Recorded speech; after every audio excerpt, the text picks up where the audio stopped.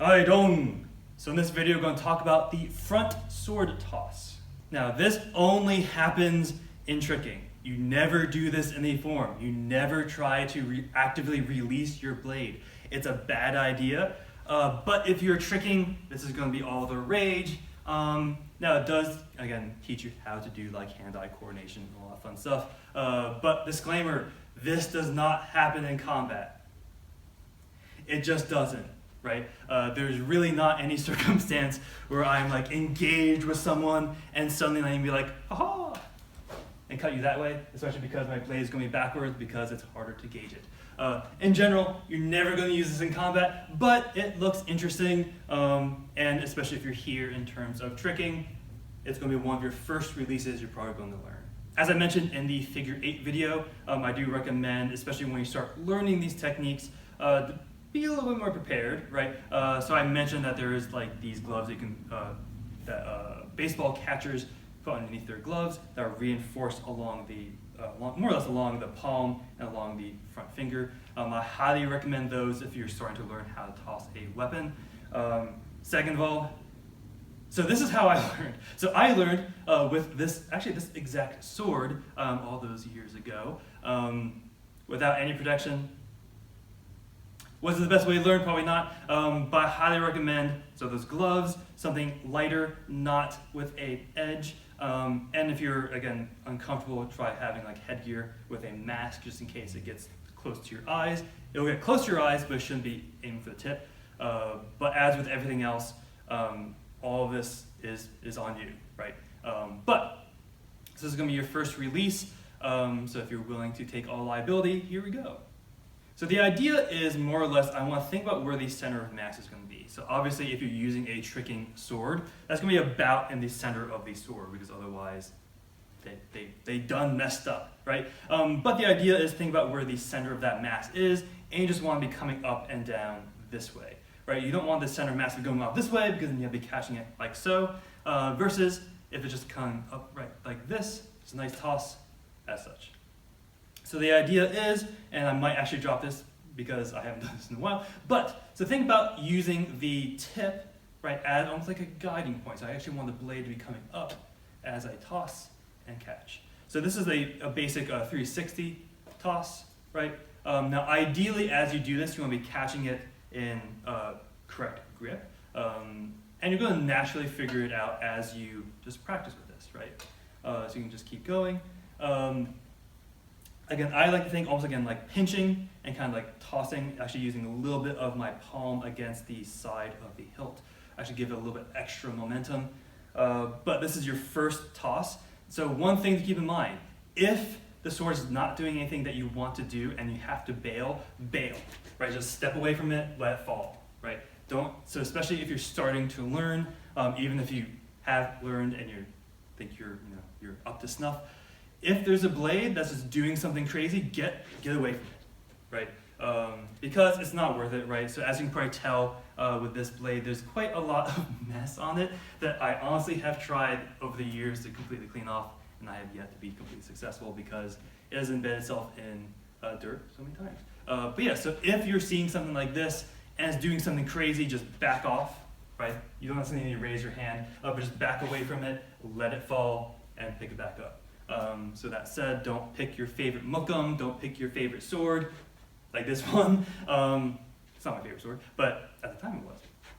So don't pick your most treasured, family heirloom. Pick something like, even if it's like a stick or something like that, and you just want to learn how to like just toss it, do like so.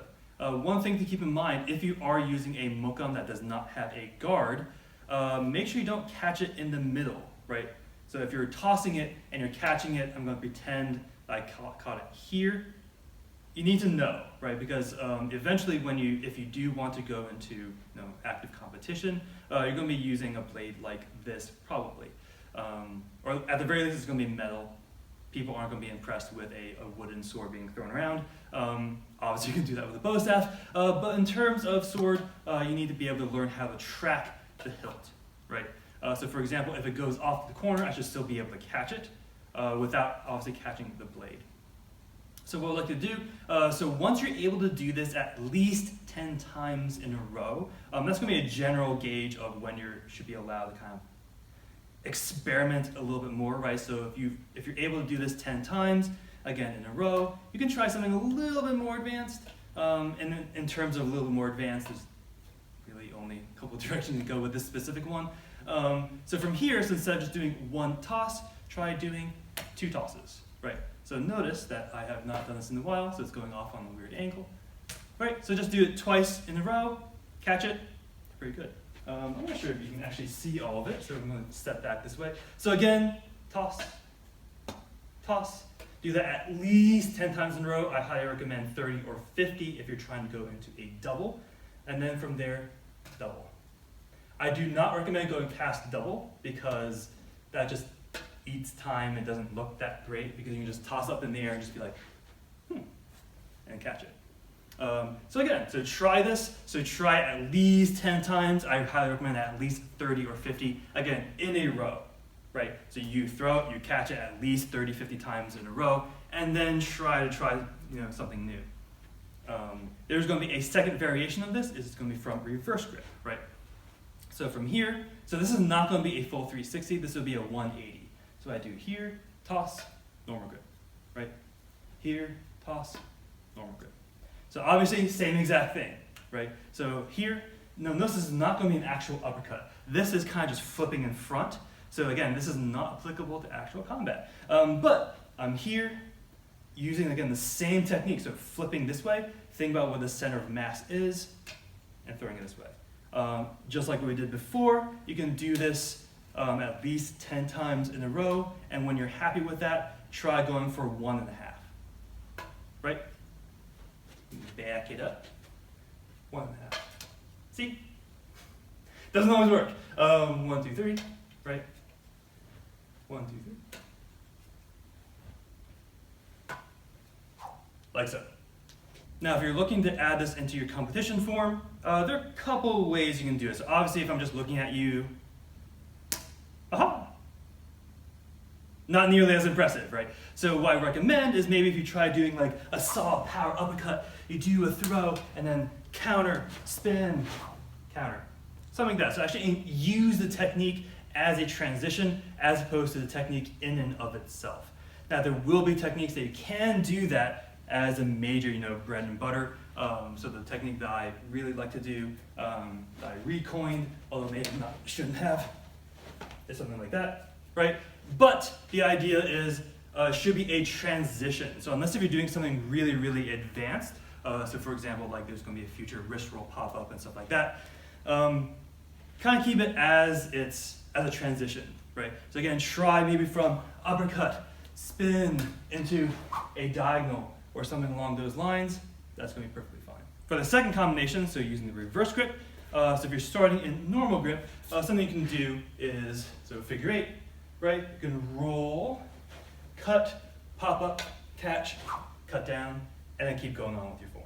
So again, keep in mind, safety first. I know this is going to be something you've probably heard your entire life, but safety first, right? So even just going through this video, I didn't drop it that often off camera. I think it was only twice, but just the sheer impact of, again, like thrown wood on open palm is, again, enough to kind of like hurt, right? So after a while. So even if you're experienced, people who usually keep training with this usually like wear something, like again, like those gloves I talked about, until like you actually need to compete. And then you try it again without the gloves, like with the gloves off, because it again looks more impressive. So again, safety first, so make sure if this is really new for you, wear all the right equipment, right? Again, this is completely on you guys, so don't at me. But if you are learning tricking, I'm assuming that you're already trying to go into those competitions. So good luck, keep training, and stay humble. Haidong!